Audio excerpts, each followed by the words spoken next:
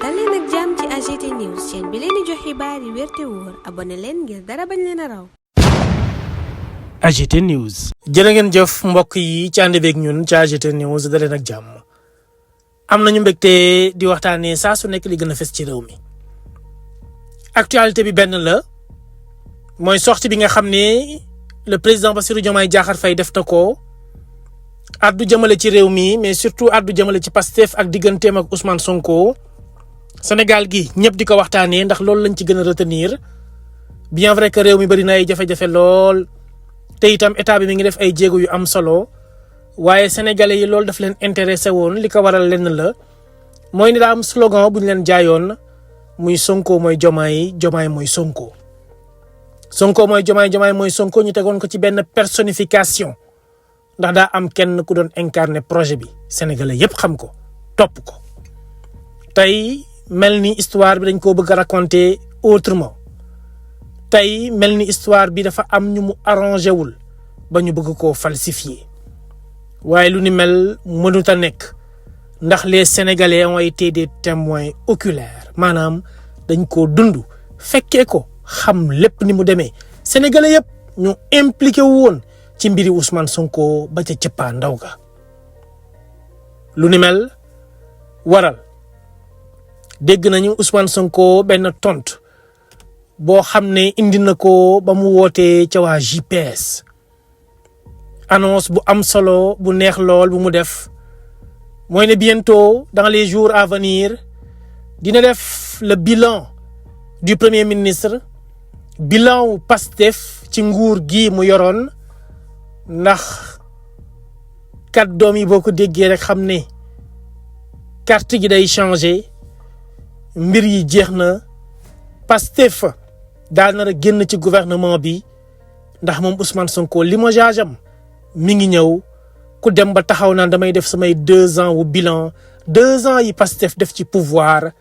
kooku annonce la buy ñëw mottali tout simplement li ñu président Bassirou Diomaye Diakhar Faye jot a mosal la lu ni mel la dinañ ko teewlu léegi moom kàddu yu Ousmane Sonko ya waaye faw ñun ñëpp ñu bàyyi xel ne sénégalais yi màgg nañ dañuy dégg junju te kenn mënatu leen nax président Bassirou Diomaye Diakhar Faye daf ñoo junju président Ousmane Sonko itam am lum ñu wax kon suñu xel yi war naa nàcc ñu xam exactement ana fan la ñu jëm balaa dara di ñu bett kàddu yu Ousmane Sonko yooyu la ñu bëgg a teewlu mbokk yi di kat ci suñu jàngat bu leen fàttee donc abonné wu. aimé vidéo bi partagé ko ñu bëri mën cee jot ngeen gën ñoo dooleel itam ñu teewlu ko. Je vous disais tantôt que quand je regarde ce qui se passe sur l'ensemble du territoire sama xol dafay sedd moo tax même ñi essayer de tourner le dos à Pastef ñooñu dellu si waat di buruxlu naan sama place la parce que loolu mooy Pastef feneen fu ñu làmb bu ñu doxee tuuti nañu xam ni fii caf ka newu fi affaire bi Pastef la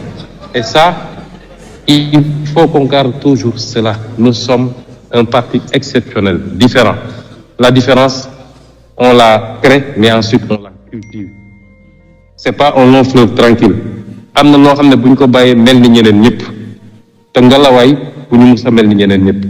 Et c'est ça que je confie à cette jeunesse, à ma jeunesse, qui a porté ce parti-là quand il fallait se battre sur le terrain, qui a porté ce parti-là quand il fallait le massifier, qui a porté ce parti-là quand il fallait produire intellectuellement. Donc kenn ëppalewu leen ci parti bi mais continuer à respecter l'ADN et ce qui fait la force de ce parti-là. Et c'est en cela que je vous félicite pour l'initiative que vous avez choisi de parler des politiques publiques, là où toutes les autres jeunesses sont payées pour aller insulter. Dans les jours à venir, moi-même, dans les jours très proches, je vais présenter mon bilan de 2 ans à la tête de la primature. Ces 2 ans-là, c'est les 2 ans de Pastef. Les vrais 2 ans de Pastef. Mes 2 ans à la tête de la primature. Par rapport à...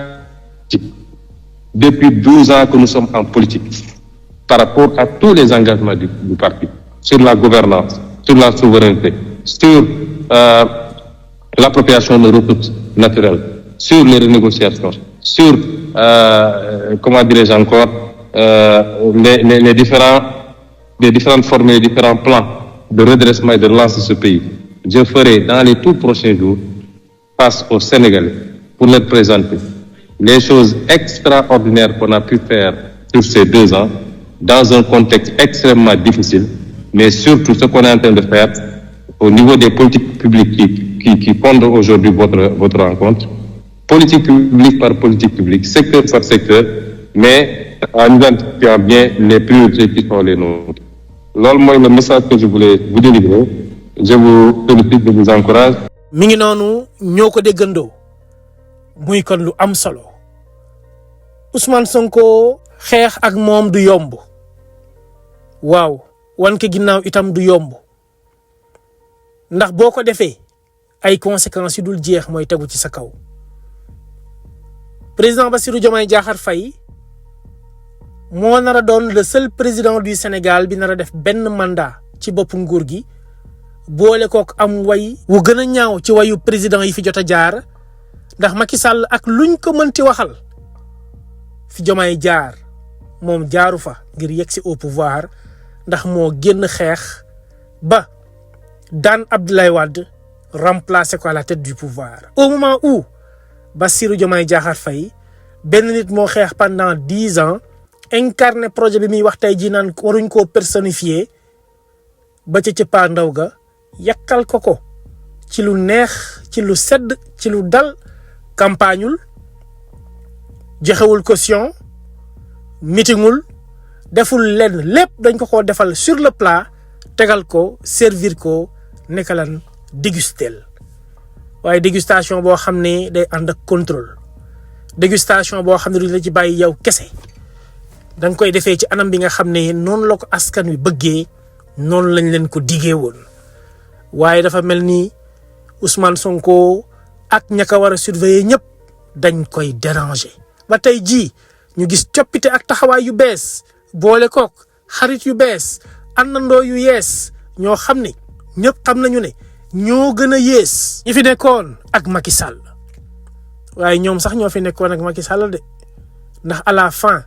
de son règne la ñu daw génn abandonné ko di gëm-gëmlu ay mbir yoo xam ne nekkut ci ñoom li waral lu ni mel la mooy ne ku fekk ku mel ni Bassirou Diomaye Faye ak Ousmane Sonko ñuy ànd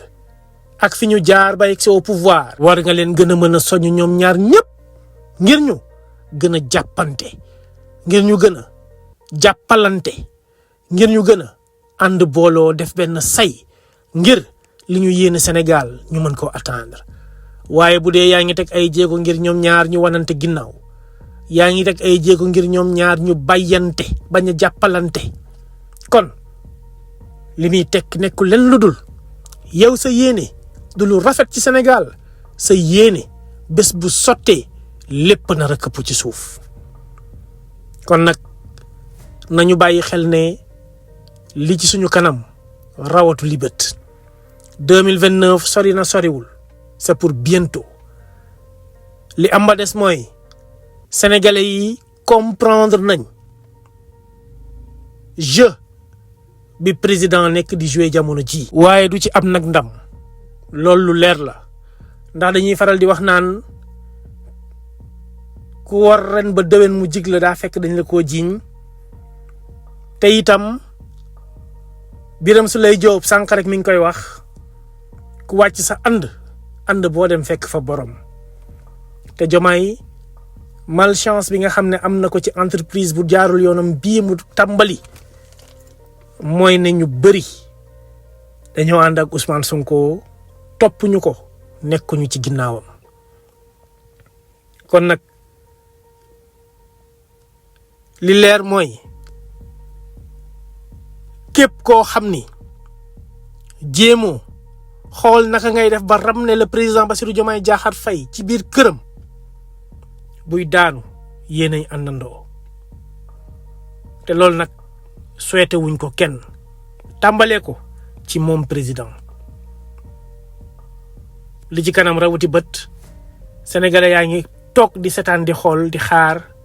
ana fan la mbir yi nar a mujjee biñ koy fal à plus de 54% dañ koo fal ndax Ousmane Sonko mi muy bañ a dégg kon nag lu ciy mënti xew ëllëg moom Ousmane Sonko moom dina ci am pas de responsabilité waaye sénégalais yi itam xam nañu fu dëgg féete ndax ils ont été des témoins oculaires jaa ngeen jëf AGT News.